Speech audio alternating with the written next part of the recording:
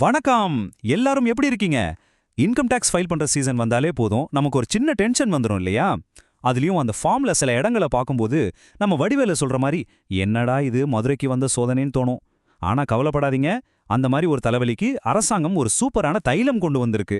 ஆமாங்க, ஒரு முக்கியமான மாற்றத்தை கொண்டு வந்திருக்காங்க. அது என்னன்னு வாங்க இன்னைக்கு விளக்கமா பார்க்கலாம். இதோ பாருங்க, இந்த ஸ்லைட்ல ஹைலைட் பண்ணி காட்டியிருக்கேன்ல, இந்த ஆடிட் இன்ஃபர்மேஷன் பகுதி தான் நான் சொன்ன அந்த வில்லன். நம்மள் பலரும் இன்கம் டாக்ஸ் ரிட்டர்ன் ஃபைல் பண்ணும்போது இந்த செக்ஷனை பார்த்து ஆத்தாடி இதுக்குள்ள என்னத்தை எழுதுறதுன்னு கொஞ்சம் குழம்பி போயிருப்போம். பார்த்தாலே ஏதோ பரீட்சை கேள்வித்தாள் மாதிரி கொஞ்சம் பயமுடுத்துற மாதிரி இருக்குல்ல. ஆனா இனிமே அந்த பயம் தேவையில்ல. சரி, வாங்க இந்த ஆடிட் இன்ஃபர்மேஷன்ங்கிற புதிருக்குள்ள கொஞ்சம் ஆழமா போய் அதோட கதையை முடிச்சிட்டு வருவோம். அப்படி என்னதான் இதுல இருந்துச்சு? எதுக்காக இத்தனை வருஷமா நம்மள மாதிரி வரி கட்டுறவங்கள போட்டு குழப்பி எடுத்ததுன்னு கொஞ்சம் அலசி ஆராய்ஞ்சிடலாம். உண்மையா சொல்லணும்னா, இதுக்கு முன்னாடி இந்த செக்ஷன்ல இருந்த பல வார்த்தைகள் நமக்கு புரியாத பாஷையில இருந்த மாதிரி தான் இருக்கும்.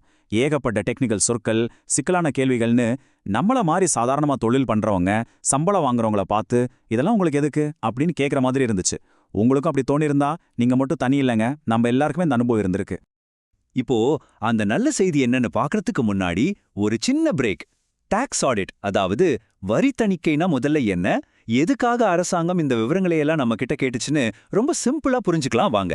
ஏன்னா இது புரிஞ்சாதான் அந்த மாற்றம் எவ்வளவு முக்கியம்னு நமக்கு தெரியும். ரொம்ப சிம்பிளா சொல்லணும்னா, டாக்ஸ் ஆடிட்ங்கிறது வேற ஒன்றும் இல்ல. இப்போ ஸ்கூல்ல நம்ம ஹோம்ஒர்க்கை வாத்தியாரை சரி பார்க்குற மாதிரி ஒரு தனிநபரோட அல்லது ஒரு கம்பெனியோட கணக்கு வழக்குகளை ஒரு சார்ட்டர்ட் அக்கௌண்டன்ட் மூலமா சரி பார்க்கறது தான்.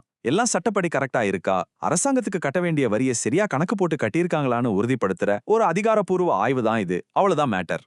இப்போதான் நம்ம கதையோட ஹீரோ என்ட்ரிக்கு வர்றோம். அரசாங்கம் இந்த சிக்கலான நடைமுறையை சமீபத்துல ரொம்ப எளிமையாக்கியிருக்கு. இனிமே அந்த பழைய கஷ்டமெல்லாம் இல்ல. அந்த சூப்பரான செய்தி என்ன, எப்படி மாத்திருக்காங்கன்னு இப்ப விரிவா பாப்போம். இப்போ இந்த ஸ்லைட கொஞ்சம் நல்லா பாருங்க. இதுல இருக்கிற முன்பு மற்றும் இப்போது ஒப்பீடு தான் இந்த மாற்றத்தோட மொத்த சாராம்சமே. முன்னாடி பாத்தீங்கன்னா ஏகப்பட்ட சிக்கலான கேள்விகள், யூடிஎன் ரிப்போர்ட்டிங்னு ஒரு பெரிய லிஸ்டே இருந்துச்சு. ஆனா இப்ப பாருங்க, கணிசமா குறைச்சிட்டாங்க. தேவையில்லாத விஷயங்களெல்லாம் தூக்கிட்டு ரொம்ப எளிமையா நேர்த்தியா மாத்திருக்காங்க. ஒரு பெரிய பாரம் குறைஞ்ச மாதிரி இருக்குல்ல. ஆமாங்க, நீங்க கேட்டது சரிதான்.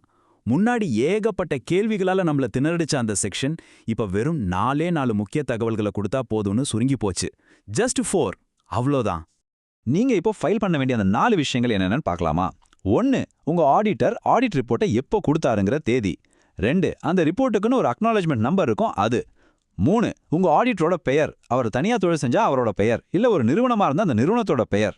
4, அந்த ஆடிட்டர் அல்லது அவரோட நிறுவனத்தோட பேன் நம்பர். பாத்தீங்களா எவ்வளவு சிம்பிள். இதுக்கு எதுக்கு இத்தனை நாள் இவ்வளவு கஷ்டப்பட்டோம் தோணுதில்ல? இந்த மாற்றங்களை பார்த்ததும் இந்த விஷயத்துல கொஞ்சம் விவரம் தெரிஞ்சவங்களுக்கு மனசுக்குள்ள ஒரு கேள்வி வந்திருக்கும். ஒரு நிமிஷம், இதுக்கு முன்னாடி யூடிஎன் நம்பர்னு ஒன்று கேட்டு மண்டைய காய வச்சாங்களே, அது எங்க போச்சு, அதை ஏன் காணோம் அப்படின்னு நீங்க கேட்கறதே எனக்கு புரியுது. அடடே, கரெக்டா ஒரு பாயிண்ட்டை பிடிச்சிங்களே. அந்த முக்கியமான மாற்றத்தை பத்தி தான் இப்போ ஆழமா பார்க்க போறோம். யூடின், அதாவது யூனிக் டாக்குமெண்ட் ஐடென்டிஃபிகேஷன் நம்பர்னா ஆடிட்டர் கொடுக்குற ஒவ்வொரு ரிப்போர்ட்டுக்கும் கொடுக்கப்படுற ஒரு தனித்துவமான எண். ஆனா இங்கே தான் ஒரு பெரிய நடைமுறை சிக்கலே இருந்துச்சு. ஒரு ஆடிட்டர் தன்னோட ரிப்போர்ட்ல கையெழுத்து போட்டதுக்கு அப்புறம் அவருக்கு 60 நாள் வரைக்கும் டைம் இருக்கு இந்த யூடின் நம்பரை ஜென்ரேட் பண்ண. ஆனா நம்ம ஐடிஆர் ஃபைல் பண்ற கடைசி தேதி அந்த 60 நாள் முடியறதுக்கு முன்னாடியே வந்துடும். இப்போ என்ன ஆகும், நம்ம ஆடிட்டர் கிட்ட போய் சார் யூடின் நம்பர் வேணும்னு கேட்போம். அவரோ தம்பி எனக்கு இன்னும் டைம் இருக்குன்னு சொல்லுவாரு. இதனால யூடின் நம்பர் இல்லாம எப்படி ஐடிஆர் ஃபைல் பண்றதுன்னு பலரும் குழம்பி போனாங்க. இந்த பிராக்டிக்கல் பிரச்சனையை புரிஞ்சுக்கிட்டு தான் ரொம்ப சரியான ஒரு முடிவா அந்த யூடின் ஃபீல்டை இப்போ முழுமையா நீக்கிட்டாங்க. இது உண்மையிலேயே வரவேற்க வேண்டிய ஒரு சூப்பரான மாற்றம். ஆக இதுலேருந்து நாம எடுத்துக்க வேண்டிய முக்கியமான விஷயம் என்னன்னா, இனிமேல் ஐடிஆர் ஃபைல் பண்ணும்போது அந்த யூடிஐ நம்பருக்காக நீங்க காத்திருக்கவோ கவலைப்படவோ ஆடிட்டருக்கு 10 தடவை ஃபோன் பண்ணவோ தேவையே இல்ல. ஆஹா, ஒரு பெரிய தலைவலி குறைஞ்சதுடா சாமி அப்படின்னு நீங்க நிம்மதியா ஒரு பெருமூச்சு விடலாம். சரி, இவ்ளோ நேரம் பேசிட்டோம். இந்த மாற்றத்தால நமக்கு என்ன லாபம்? வரி கட்டுற தனிப்பட்ட ஒரு நபரா, ஒரு தொழில் முனைவோரா உங்களுக்கு இதனால என்னென்ன நன்மைகள் கிடைக்க போகுதுன்னு இப்ப புட்டு வைக்கிறேன். இதுதான் இந்த விளக்கத்தோட கிளைமேக்ஸ். இந்த மாற்றத்தால கிடைக்கிற நன்மைகள் என்னென்னு பாருங்க. 1, உங்க ஃபைலிங் வேலை ரொம்ப வேகமா சுலபமா முடியும். 2வது, என்ன கொடுக்கணும் என்ன கொடுக்க வேண்டாம்னு ரொம்ப தெளிவா தெரிஞ்சிரும். அதனால குழப்பத்துக்கே இடமில்லை. 3வது, தேவையில்லாத தவறுகள் நடக்க வாய்ப்பு ரொம்ப குறைவு. மொத்தத்துல இனிமே வரி ஃபைல் பண்றதுங்கிறது ஒரு சுமையான வேலையா இல்லாம ஒரு ஸ்மூத்தான டென்ஷன் இல்லாத அனுபவமா மாறும். பாத்தீங்களா, இந்த ஒரு சின்ன மாற்றம் வரி தாக்கல் செய்யறத எவ்வளோ எளிதாக்கி இருக்குன்னு இது ஒரு நல்ல தொடக்கம்னு சொல்லலாம்.